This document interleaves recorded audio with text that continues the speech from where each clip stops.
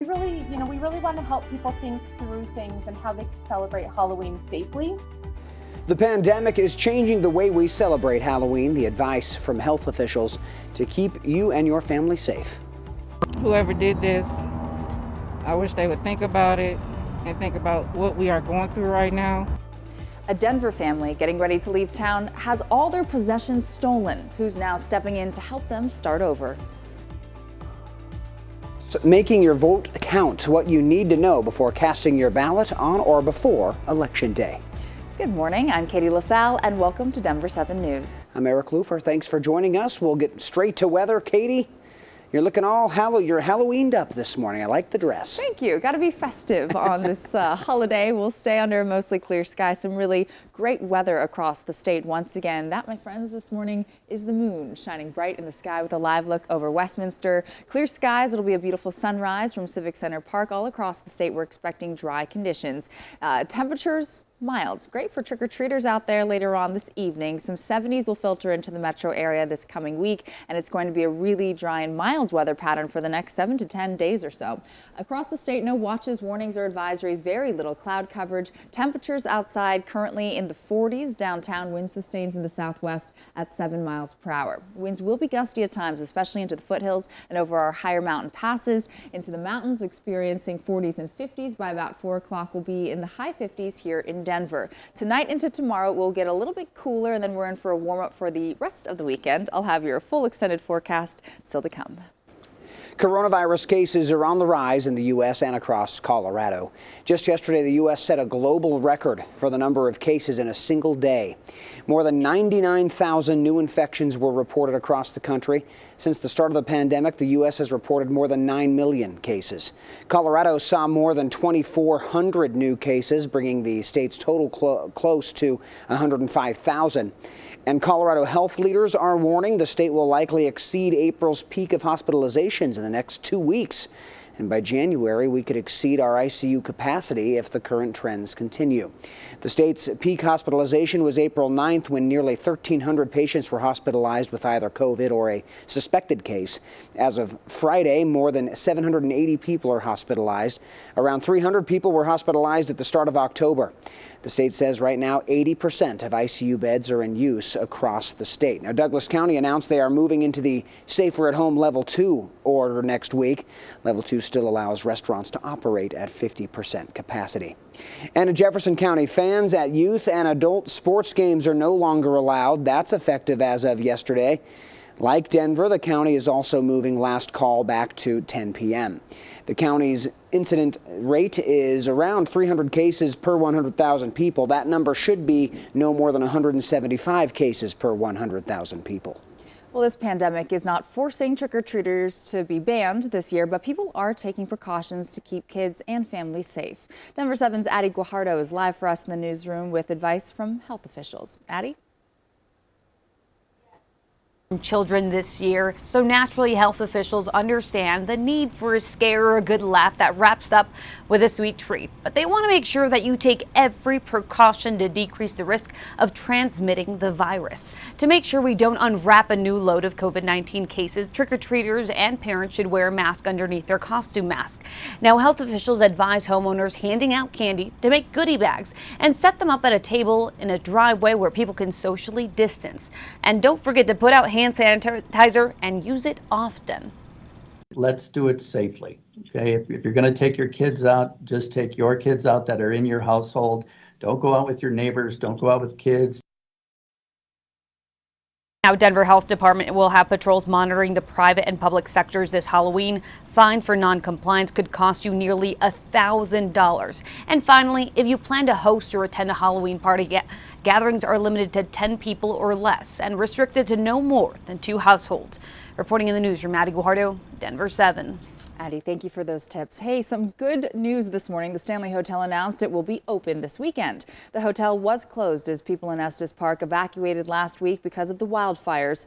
The owner tells Denver 7 they're ready to welcome guests back just in time for a spooky stay this Halloween.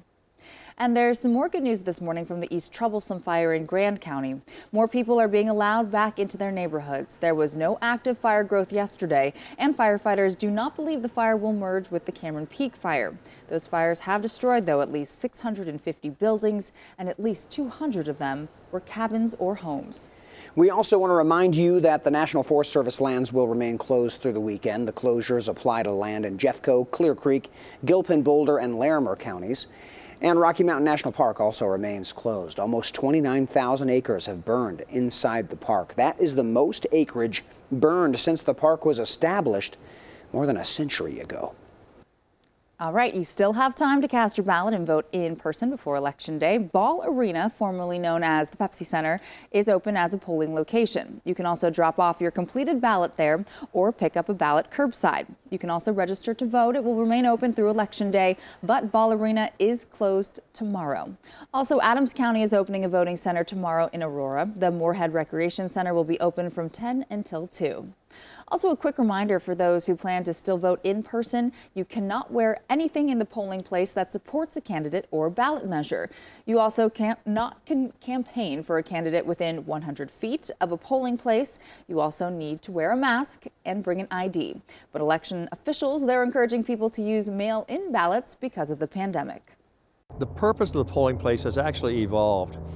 It used to be where you went to vote. Today, it has become the place where you go if you have a problem. That's the only reason to come to a polling place. And don't forget, if you are voting in person, you do need to be in line before 7 p.m. on Tuesday to cast your vote. Voters across the country have been turning out early in record numbers with just 3 days before the election. More than 80 million ballots have already been cast, either by mail or in person, according to surveys of election officials. President Trump, former Vice President Joe Biden, and their running mates are spending the final days in must-win battleground states like Michigan, Pennsylvania, Florida, and North Carolina. Both campaigns are pitching different messages. Biden is focusing on Mr. Trump's response to the coronavirus, while the president is focusing on the economic recovery from the virus.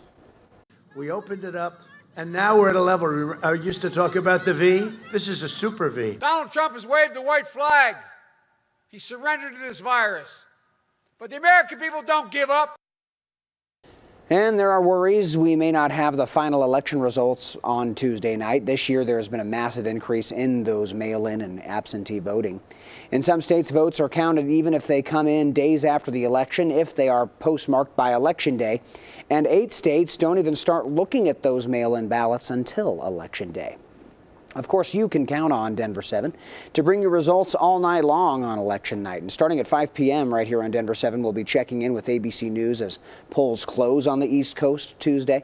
You can also watch our uninterrupted coverage of the local races on our Denver7 streaming apps, where you can find local results and analysis from Colorado leaders. That coverage starts at 6 p.m. on your streaming device of your choice: Roku, Amazon Fire, Apple TV, or Android.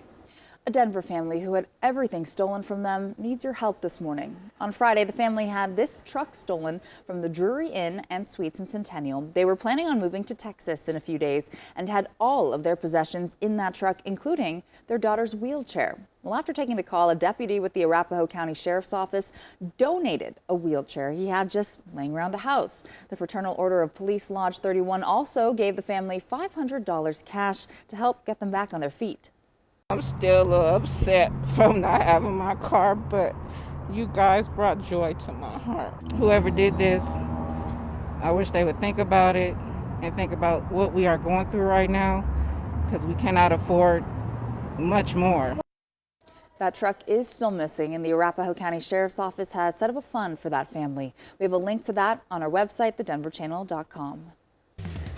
Well, the Broncos-Chargers game tomorrow could be in jeopardy because of a positive coronavirus case.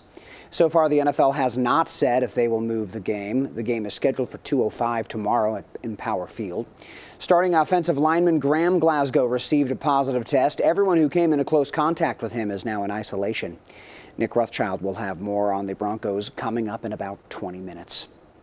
The Chargers reported a positive COVID test on Thursday, but they did not report any positives on Friday. 2 other teams, the Giants and Vikings, have reported positive tests within the last 48 hours. And if recent precedent holds, The only way a game may be moved is if there are multiple game day positives. Well, fighting cancer is tough, and the pandemic makes it even more difficult. Coming up, the fundraiser starting tomorrow to find ways to beat cancer and how you can help. Plus, holiday shopping is starting early. Target unveiling its plans to bring shoppers in for deals weeks before Black Friday.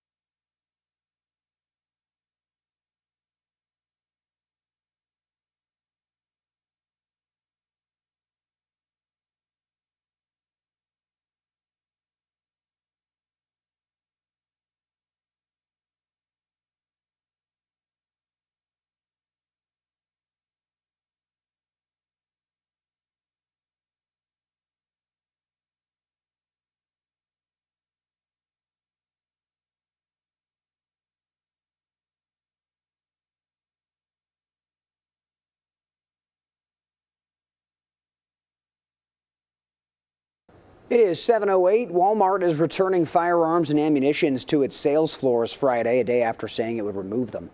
Several of the retailer's stores were damaged during unrest this week in Philadelphia after a police shooting. The company says it removed the guns to protect customers and staff. Now Walmart says the unrest is geographically isolated, so it's putting back those firearms and ammo. Target is changing up its Black Friday sales. It will have Black Friday Now deals every week that run the entire month of November.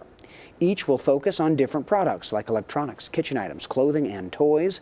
Other retailers like Walmart, Home Depot, and Lowe's are also starting their holiday sales early this year. It's in an effort to reduce crowds and control the spread of COVID-19.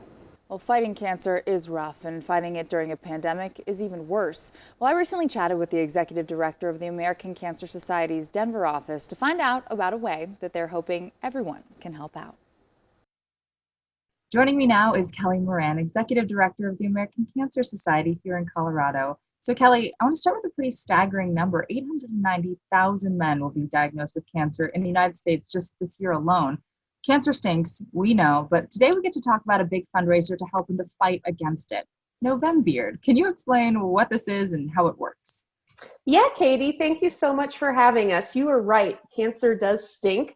And we're having this November fundraiser to give men the opportunity to grow out their facial hair during November to raise funds and awareness to fight back against cancer. You already shared a great statistic there. But, a big reason we're doing this is right here in Colorado, 27,290 residents are going to be diagnosed with cancer in 2020. And we anticipate that more than 8,000 of those will die from the disease. But we also know that nearly half of these deaths could be avoided if we did what we know works, which is live healthier lifestyles, quit smoking, and getting your recommended cancer screenings, which is why both the fundraising and awareness portion of this campaign are so important. And all of the funds raised, they'll stay here in Colorado. How will that help our cancer patients?